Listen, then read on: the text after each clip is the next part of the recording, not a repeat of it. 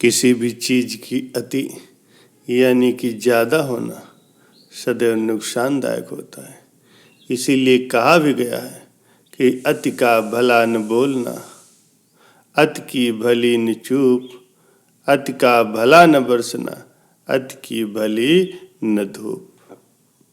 इसका आशय यह है कि जो लोग ज्यादा बोलते हैं उन्हें मूर्ख समझा जाता है, वहीं कम बोलने वाले लोगों को लोग गूंगा या बेवकूफ समझ लेते हैं। प्यारे सज्जनों, जब बारिश अधिक होती है तो फसलें बर्बाद हो जाती हैं, और जब धूप अधिक होती है तो जमीन बंजर हो जाती है।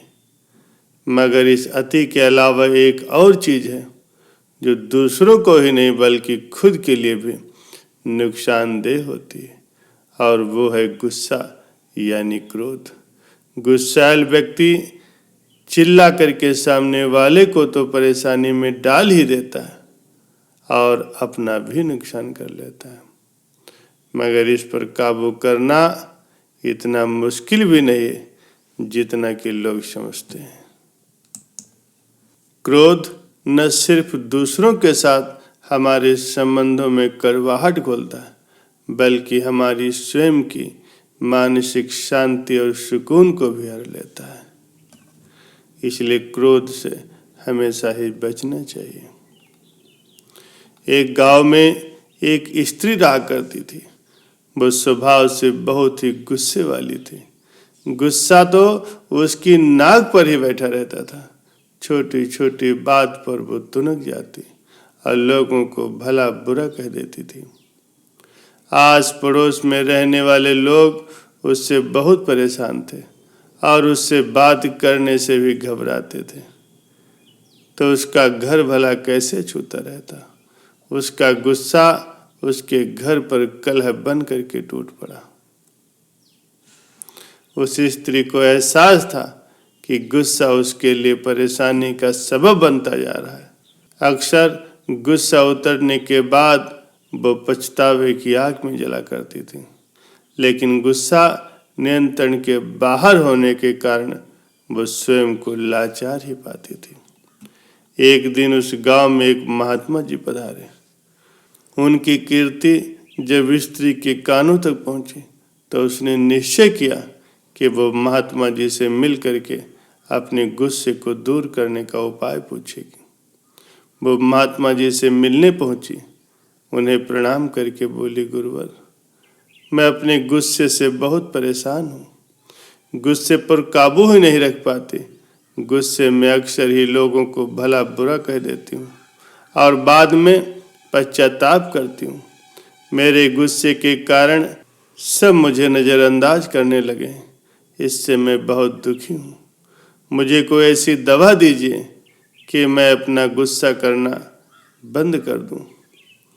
महात्मा जी ने उसे एक शीशी दी और बोले, पुत्री, इस शीशी में क्रोध करने वाली दवा है। अब से जब भी तुम्हें क्रोध आए, इस शीशी में मुंह लगा करके दवा के कुछ घूंट पी लेना। स्त्री दवा पा करके बहुत ही खुश हुई। महात्मा जी को धन्यवाद करके वो अपने घर लौट गई। उसके बाद उसे जब भी गुस्सा आता वो शीशी में मुंह लगाती और दवा पी लेती। धीरे धीरे उसका गुस्सा कम होने लगा। 7 दिन के बाद जब शीशी की दवा खत्म हो गई तब वो फिर से महात्मा जी के पास पहुंची और बोली, गुरुजी, आपने मुझे गजब की दवा दी है। पीते ही गुस्सा छूमंतर हो जाता है। अब वो दवा खत्म हो गई। कृपा कर मुझे उस दवा की एक शीशी और दे दीजिए। महात्मा जी मुस्कुराते हुए बोले, पुत्री, तुम्हें ये जान करके आश्चर्य होगा कि उस शीशी में कोई दवा नहीं थी।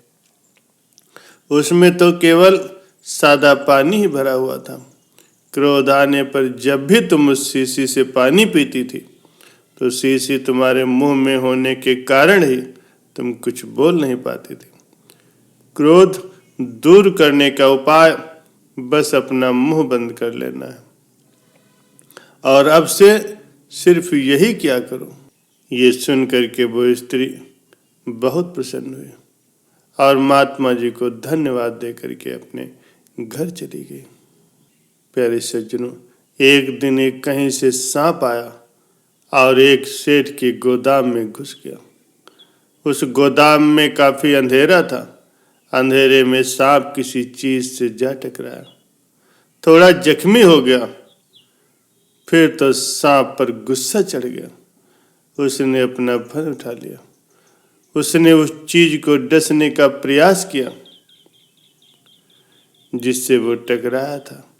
इस प्रयास में वो अपना मुख भी जख्मी कर बैठा, क्योंकि वो कोई चीज और नहीं बल्कि धारदार आरी थी। वो ऐसी चीज थी जिस पर सांप का बस नहीं चलना था, लेकिन गुस्से ने उसे जकड़ रखा था और उसका खुद पर कोई काबू नहीं था। फिर उसने वैसा किया जैसा सांप अक्सर करते हैं। वो आरी से कस कर लिपट गया और दबाव बना करके उसका दम घोटने का प्रयास करने लगा। और फिर वही हुआ जो होना था। आरी की तेज धार से उसका पूरा शरीर ही लहूलुहान हो गया। अगले दिन जब गोदाम के मालिक ने उस गोदाम को खोला तो वहां आरी से लिपटे हुए एक सांप को मरा हुआ पाया। प्यारे सज्जनों, क्रोध पर कोई नियंत्रण न होने के कारण सांप ने अपने प्राण तक गंवा दिए।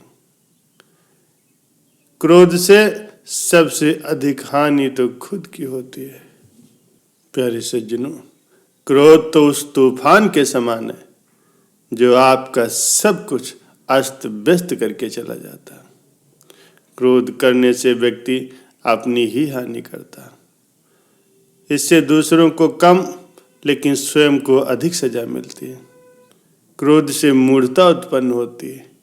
मूढ़ता से स्मृति चली जाती है और स्मृति से चले जाने से बुद्धि का नाश हो जाता और बुद्धि के नष्ट होने पर प्राणी स्वयं भी नष्ट हो जाता है।